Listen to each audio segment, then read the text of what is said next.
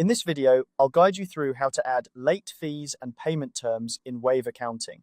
Managing your invoices effectively can make a huge difference in your business's cash flow, and adding late fees is a great way to encourage timely payments from your clients. So, let's dive right in and walk through the steps together. First, you want to start by clicking on the Settings gear icon. You'll find this at the bottom of the left-hand navigation sidebar in Wave accounting. This is where you can access various settings that will help you customize your accounting experience to fit your business needs. Once you're in the settings menu, look for the Sales submenu section and select Invoices. This will take you to the place where you can manage all aspects of your invoicing. Next, navigate to Sales and then select Invoices. Find the invoice that is overdue and click on it. You'll notice an option at the top of the interface that says Change Status to Draft. Click on this option to revert your invoice to a draft status. However, keep in mind that if the client has already paid a partial deposit on this invoice, you won't be able to change it back to a draft using this method.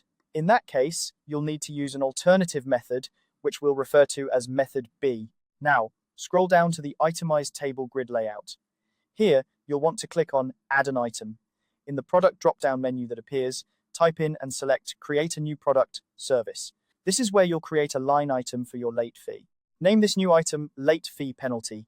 It's important to map the income account for this late fee to a dedicated account, such as other income or interest income. This ensures it doesn't affect your core service revenue metrics, keeping your financial reports clean and accurate. Once you've done this, click Save. In the price column field, you can enter either a flat fee or a calculated percentage amount, depending on how you want to charge for late payments. Once you've entered the amount, click Approve Draft to finalize the changes you've made to the invoice. Be sure to resend the updated invoice to your client so they're aware of the changes and any late fees applied. Finally, scroll down until you see the text area card options labeled Default Memo Terms. This is where you can type in your explicit payment and penalty clauses directly. Clearly outlining your payment terms and any penalties for late payments here will help avoid any confusion and ensure your clients understand the consequences of late payments. And there you have it. This simple guide has shown you how to add late fees and payment terms in Wave accounting. By following these steps, you can effectively manage your invoices and encourage timely payments from your clients.